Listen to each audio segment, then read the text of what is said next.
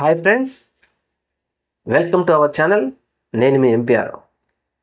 ఆంధ్రప్రదేశ్ రాష్ట్రంలోని ప్రజలు ముఖ్యంగా 2024 సార్వత్రిక ఎన్నికల్లో జగన్మోహన్ రెడ్డి గారు ఎందుకు ఓడిపోయారు అని బాధపడుతున్న వారితో పాటు, న్యూట్రల్గా ఉన్న వారితో పాటు ప్రజలు అందరూ కూడా అందరికీ మా విన్నపం ఏంటంటే, ఒకసారి గమనించండి.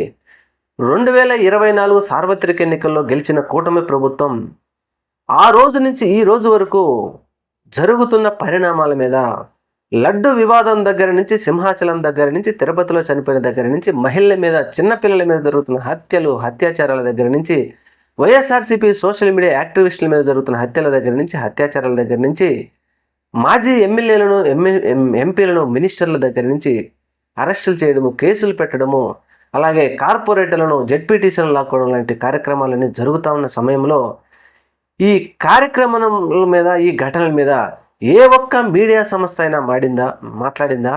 ఏ ఒక్క మీడియా జర్నలిస్ట్ అయినా డిబేట్ పెట్టి ఇది ఎందుకు చేస్తున్నారు ఈ పని, ఇది తప్పు, రెడ్ బుక్ రాజ్యాంగం అంటున్నారు మీరు పదే పదే, తప్పు తప్పు అని ఎవడైనా మూతి మీద మీసం మొలిసిన ఏ ఒక్క మొగాడైనా మాట్లాడా? నో, 100కు 100% మాట్లాడలేదు. మరి ఈరోజు సాక్షి మీడియా మీదకి, సాక్షి జగన్మోహన్ రెడ్డి గారి మీదకి, మీడియా మీద, సాక్షి మీడియా ఆఫీసుల మీద దాడికి వెళ్ళిన వారు కూడా గమనించండి మిత్రులారా. 2 రోజుల నుంచి ఎవరి స్వార్థం కోసం మీడియా హౌసులు పనిచేస్తున్నాయి, రాష్ట్రంలో ఏం జరుగుతూ ఉంది, పేద, బడుగు, మధ్యతరగతి ప్రజలకు ఇచ్చిన హామీల మీద వీరందరూ ఎందుకు చర్చ చేయలేదు? 2.5 లక్షల మంది వాలంటీర్ల ఉద్యోగాలు తీసేస్తే ఎందుకు మాట్లాడలేదు వీళ్ళు? ఆడబిడ్డ నిధి ఇవ్వకపోతే వీళ్ళందరూ ఎందుకు మాట్లాడలేదు? 50 సంవత్సరాల నిండిన మహిళకు పెన్షన్ ఇస్తామని ఇవ్వకపోతే ఎందుకు మాట్లాడలేదు? తల్లికి వందనం ఇస్తామని ఇవ్వకపోతే ఎందుకు మాట్లాడలేదు? ల్యాండ్ సర్వే కింద మీ పొలాలన్నీ లాగేసుకుంటున్నారని మనకు చెప్పి, ఇప్పుడు మళ్ళీ అదే సర్వే ముఖ్యమంత్రి గారు చేస్తూ ఉంటే ఎందుకు మాట్లాడలేదు?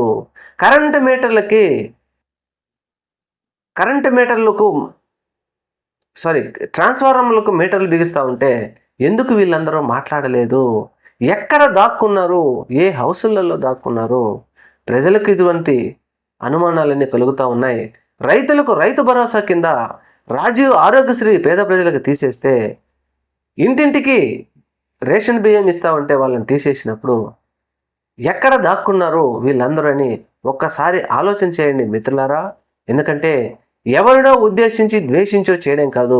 ఈ 2 రోజుల నుంచి మీడియా పనిచేసినంతగా ఒక 300 యూట్యూబ్ ఛానల్స్, ఒక 7-8 మెయిన్ స్ట్రీమ్ మీడియా ఛానల్స్ పనిచేసినట్టుగా ఇదే విధంగా 2024 సార్వత్రిక ఎన్నికల్లో పనిచేయడం వలన ప్రజలకు ఇంత మంచి చేసినటువంటి జగన్మోహన్ రెడ్డి గారు ఓడిపోయారు అనేది మేము చెప్పినట్టుగా కాదు. మీ మనసులతో ఒకసారి ఆలోచన చేయండి. ఇది నిజమా, అబద్ధమా? ఎంపీఆర్ టీవీ ద్వారా పరమేశ్వర్ రెడ్డి చెప్పేది నిజమా, అబద్ధమా? నో, మాకేం తెలీదు, మేము చెప్పేది అంత అబద్ధం అనుకున్నా సరే, లేదంటే మిత్రులు కొంతమంది మమ్మల్ని వ్యతిరేకించే వాళ్ళు వ్యతిరేకించినా తప్పేం లేదు. ఎవరి అభిప్రాయం వాళ్ళని మేము వ్యతిరేకిస్తాం, తప్పేం లేదు. అయినా కూడా ఒకసారి ప్రజలు ఆలోచించండి. వైఎస్ఆర్సీపీ పార్టీని అభిమానించే వాళ్ళు వైఎస్ఆర్సీపీ పార్టీని అభిమానిస్తారు, తెలుగుదేశం పార్టీని అభిమానించే వాళ్ళు తెలుగుదేశం పార్టీని అభిమానిస్తారు, జనసేన పార్టీని అభిమానించే వాళ్ళు జనసేన పార్టీని అభిమానిస్తారు. మరి ఇవన్నీ జరుగుతూ ఉంటే తెలుగుదేశం పార్టీని అధికారంలోకి తీసుకొచ్చింది నేనే. ఇచ్చిన హామీలలో ఏ ఒక్కటి నెరవేర్చకపోయినా, తల్లికి వందనం లాంటిది నెరవేర్చకపోయినా గల్లా పట్టుకొని నేను అడిగి ప్రజలకు చేపిస్తాను అని చెప్పినటువంటి ఉప ముఖ్యమంత్రి పవన్ కళ్యాణ్ గారు ఎందుకు మాట్లాడటం లేదు? ఈ మౌనం దేనికి సంకేతం? ఎవరి ఉపయోగాల కోసం, ఎవరి స్వార్థం కోసం మాట్లాడటం లేదో ప్రజలను ఒకసారి ఆలోచన చేయాలని మేము కోరుతా ఉన్నాం. తప్పకుండా ఆలోచన చేయండి. Thank you. మన ఛానల్ని తప్పకుండా సబ్స్క్రైబ్ చేయండి. నమస్తే.